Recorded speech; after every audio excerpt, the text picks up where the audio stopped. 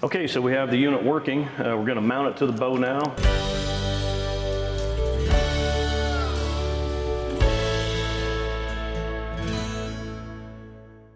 If you're a left-handed shooter, refer to the left-handed instructions. There's a couple things you have to do just a little bit different. First thing we're going to do is take the rear sight bracket, okay? We're going to place it right on the riser, and then we're going to sandwich that with the sight itself. And there's these slots that it goes through. You start these screws.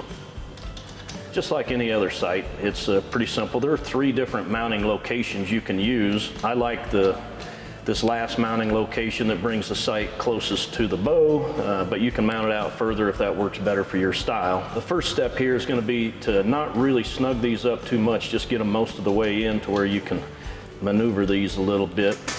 And then you're going to want to bring this rear peep as far back as you can without interfering with any of your strings, okay?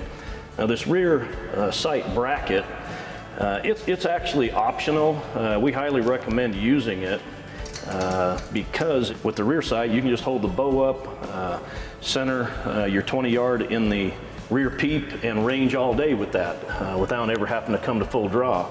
The other benefit too, having a rear sight on here, is it really helps your accuracy of ranging, because if you torque the bow, you can make the laser point to a different place than what you're looking at. So with the rear peep, you're going to keep your 20 yard ranging dot in the center of this rear peep, and if you torque the bow, you'll see it's not centered anymore. So it really helps with your shooting form also. The next step is you can slide this rear peep into this bracket.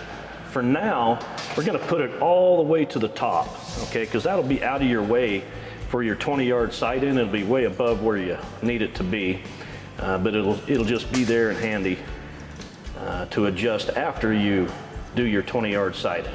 Okay, we got the sight mounted. The next thing, we need to route this cable to where you can activate it at full draw. What we're gonna wanna do, and I'm gonna need to show you here, we're gonna take this provided Velcro strip and lay it someplace on the front of your riser grip. I've put it here where I like it, to where I can activate it with my index finger, but some people like to activate it maybe with their ring finger down here, or their pinky down here, maybe even all the way around over here. So it's your personal preference. The point is, put the Velcro where you need to put it, where you want to. Then we need to route this wire. Now, this comes with a special little disc here that's a wire retention disc. We're gonna take that off, and we're gonna see where we need this wire to go, how much slack we have. So I'm gonna want it right here. So we're gonna experiment how many coils we can get and still reach. Here we go, that looks good. I'm gonna get this on here good, just like that.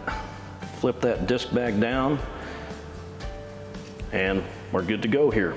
You can take and put some kind of other Velcro or tape fasteners if you wanna put this wire down a little bit stronger, but right now it's ready to go.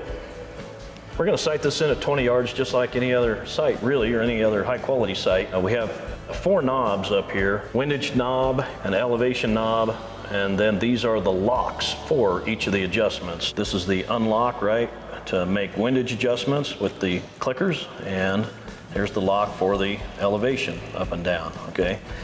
So we'll shoot at 20 yards, see where we're at, dial these in. All right, we'll take a couple of shots, see where we're at, and make some coarse adjustments, and then some fine adjustments. Here you can range to the target.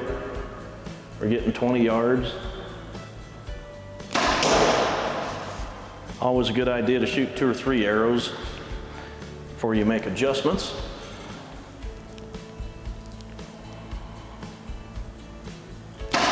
So we saw we're about 3 inches left and roughly about 3 or so inches high.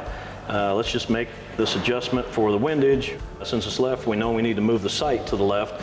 Each one of these white tick marks in here represents about 1 inch at 20 yards. So it's easy to kind of count that you got 1, 2 roughly, and about 3. And we'll try that out. It looks like we got the left and right about correct, but we're still high about 3 inches. So we'll unlock the elevation All right, I'm gonna flip this to where we can kind of see the increments here, and we can dial that to about 3.